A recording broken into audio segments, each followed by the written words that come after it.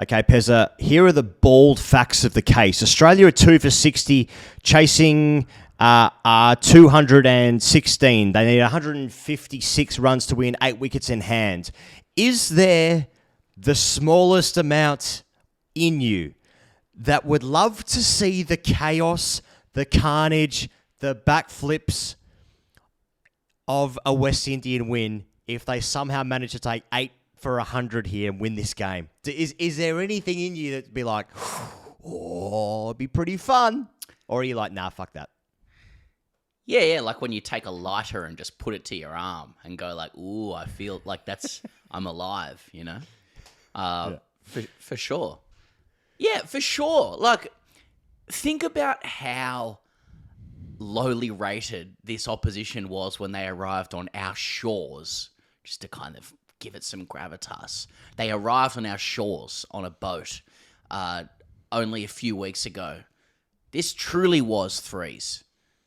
And the West Indies have been fucking every inch the galvanized, locked in opponents this test.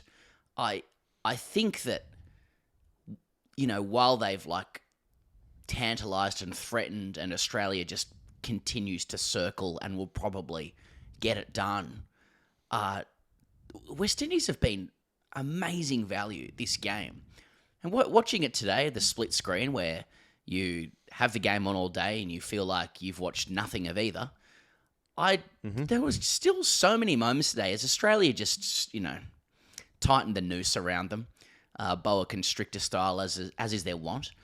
There's still a lot of boundaries. There's still a lot of times in the game today and yesterday where it was like, mate, these guys are playing. The Windies, they're here. They're fighting. It looks good. A lot of the talent looks good. I know they've definitely made the deck look more placid than the Aussies have while they've batted. You know, there's only so many times you can go, I've just got the better of the conditions. And we said that about the Pakistanis as well so many times before you just go like, mate, what's doing vis-a-vis Aussies, you know, and dynamism and penetration? So, yeah, I would. I think, you know, from a sporting perspective, you'd be like, that'd be awesome for the West Indies. I would start burning effigies of our team, but that's also a certain feeling too, and that's my right. There's something about this summer already been written off by dickheads on the internet, such as ourselves and other dickheads on the internet, where we were just like, well, fucking hell, how are we going to sell this summer? You know, how are we going to get people excited for the summer to enjoy our summer sport and our national sport? And had we known that we were going to get 5 or 4.5 really, really good test matches of competitive opposition, bright lights of names we've never heard before, names being put up in bright lights. I've already forgotten. I've already forgotten them, and that's my prerogative, as we already know, and have established over the course of this summer, the last sort of 6 weeks.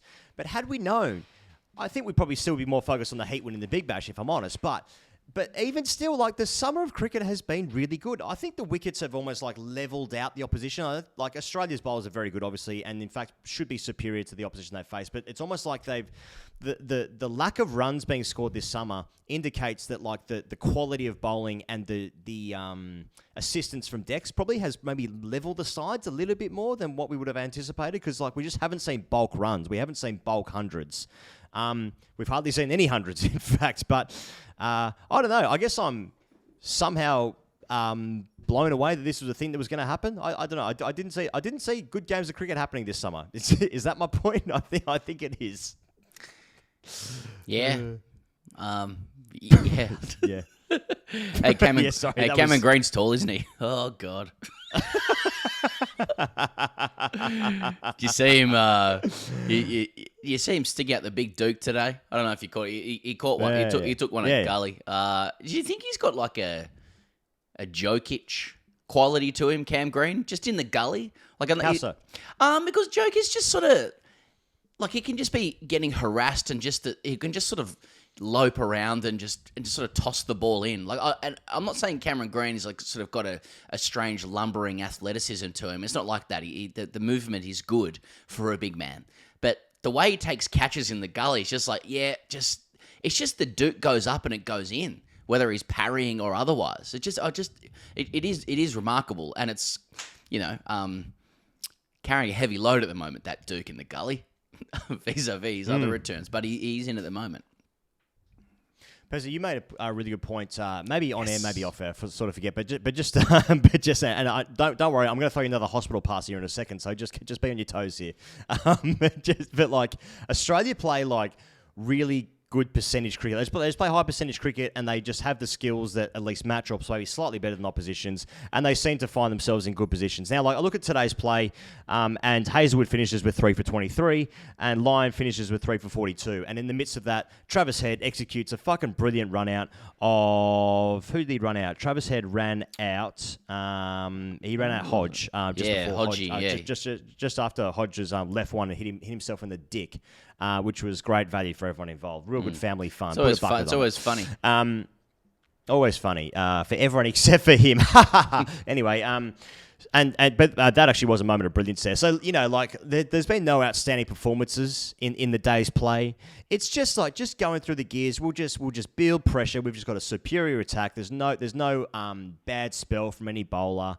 The fielding's very good. They take their catches. They take good catches. They execute these good run-outs. And, it's... I understand why opposition fans, particularly England, be like, yeah, you guys are fucking boring. They're not that wrong, especially when you look at a day like today. You know what I mean? It's just high skill, percentage plays, get yourself ahead of the game, win games. Yeah, right?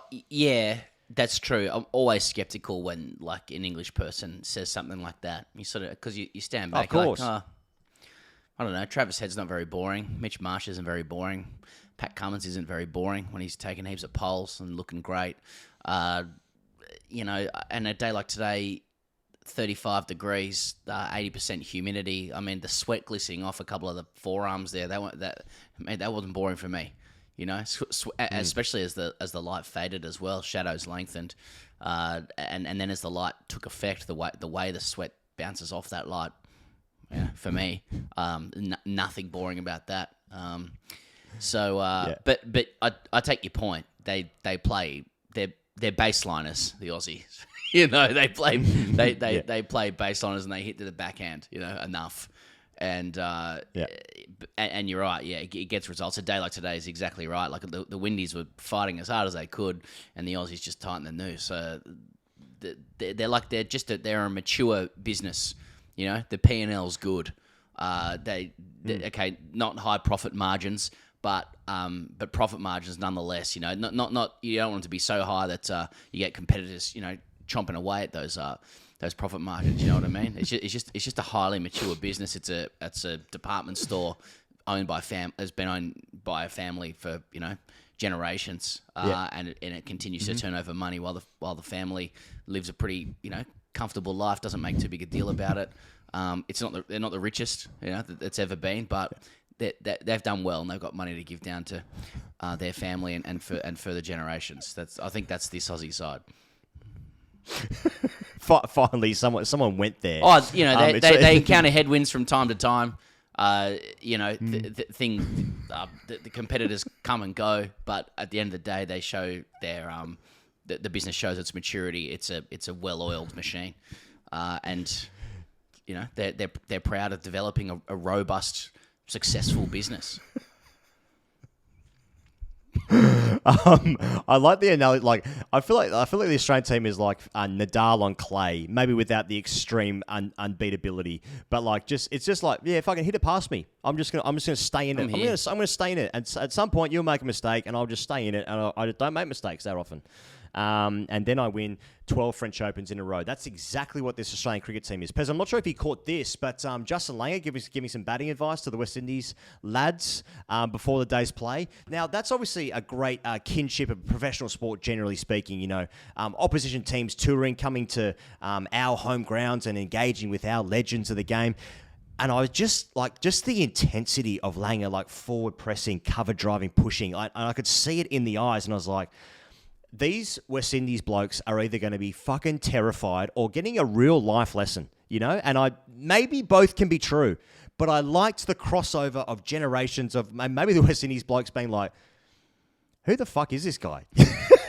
That was the part I was Yeah, interested you in. know what I mean? Like they asked Langer to reflect on it, and it was only at the end he made clear that they asked him, for something, because that's what I wanted to know. I wanted to know if they were just watching a man in a suit start to sort of snap his head and neck around, dancing like a boxer with a cricket bat. But yeah, Langer was saying that he was explaining to them that you needed to use your feet on Australian decks.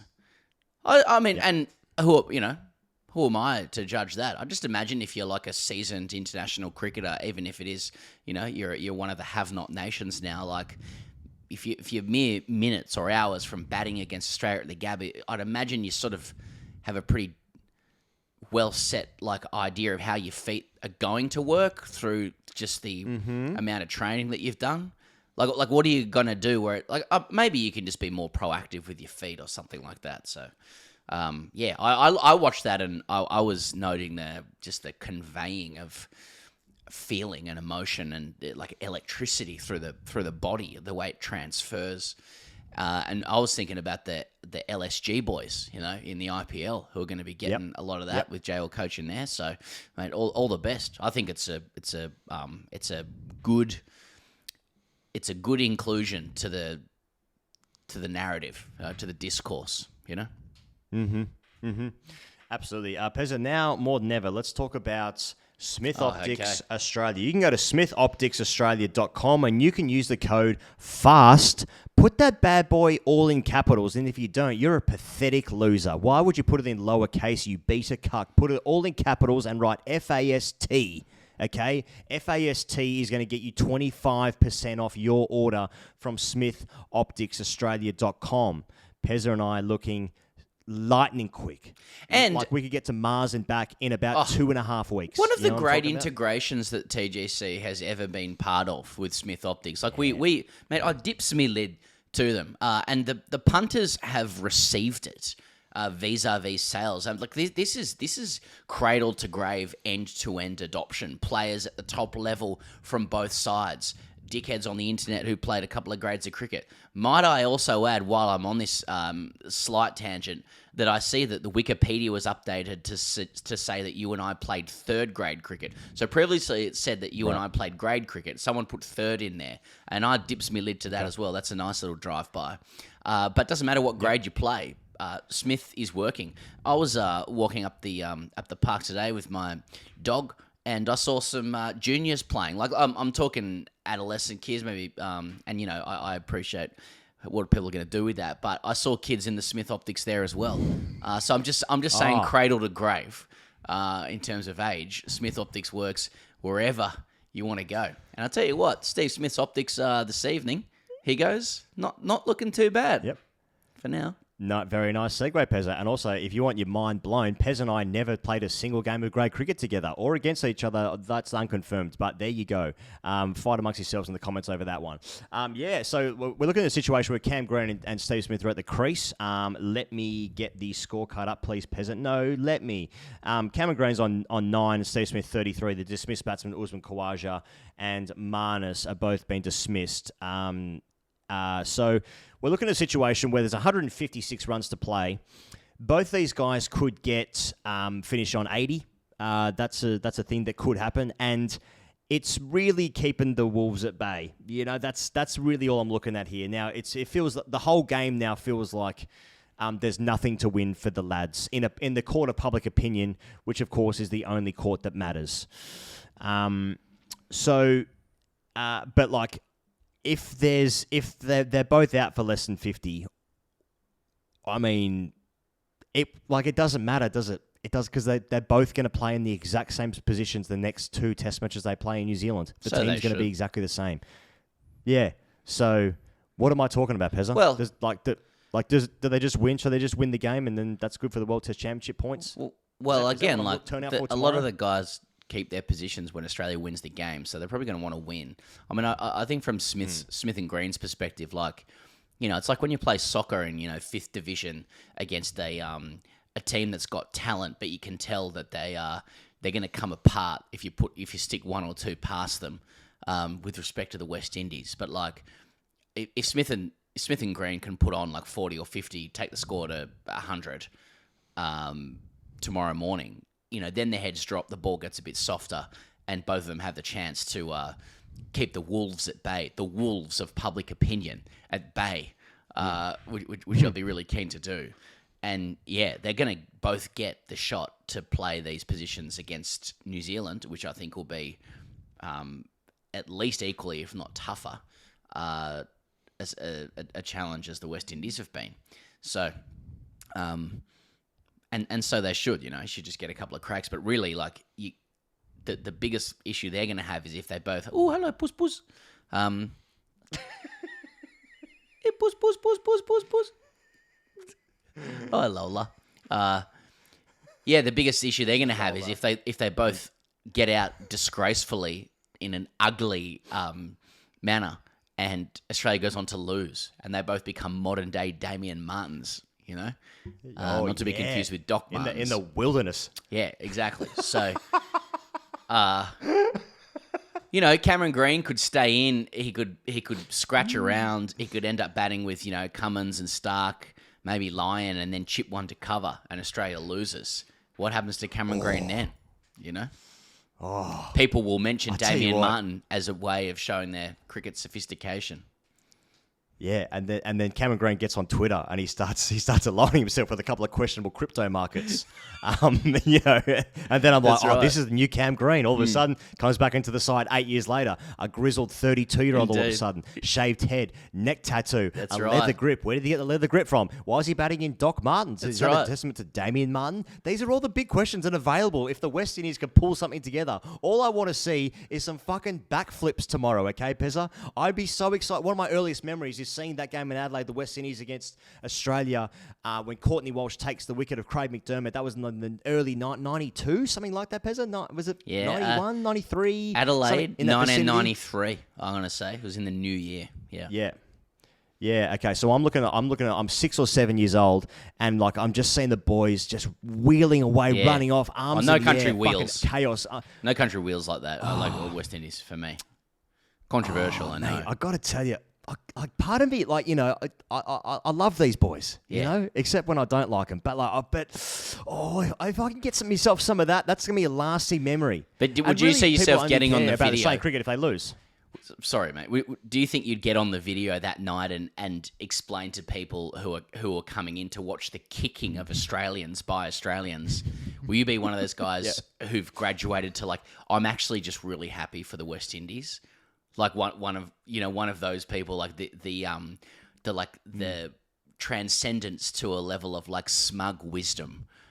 This is actually a wonderful moment for West Indian cricket, and we should take a moment to savor this instead of again bringing pitchforks and guns verbally only to the Australian team. Is that what we could expect from you if the Windies win tomorrow night? Yeah. I'm actually just really happy for the boys, and as I age, I realise other teams win, and I just want to be magnanimous about that.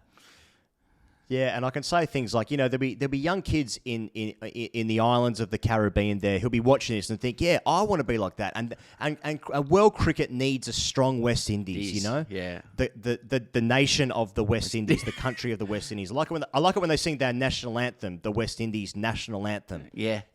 And that's only good for the game of cricket. This sort of thing can only bring more people to the game, is what you need to understand. Yep. And also, if Cameron Green is part of the collapse and we make him the scapegoat, he also might start a burner Twitter account called Greenzilla or something like that.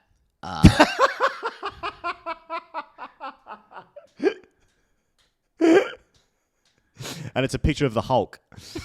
Options available. Options. There's options. Available. Look. It's all ahead of us. It's all ahead of us tomorrow. If you've enjoyed this video and you want to see what happened in England and India, or indeed India and England, there's another video on the channel right now. If you're new to TGC, why not click subscribe? Pezza, sign us off. Do we have an Ask TGC, or are we packing it in? I don't have one. Oh, okay. Sorry, I thought you said. You did. Just because I'm autistic. Let's just read the first thing that I see on the Patreon chat. Okay. Ooh, not that. No, not that either. No, 0-2. no, okay. no. Wow. Okay. Well, Cocktrix wrote in saying, I just know that this tall fuck is about to nick one. And if that's the one that you can read, imagine what you can't read at patreon.com/greycricketer. We'll be back for the final day of this test match of the Australian Test Summer 2023-2024 inclusive right here on the channel. Click subscribe if you haven't already. Thanks as always for joining us, and we'll see you guys on the internet tomorrow. Cheers.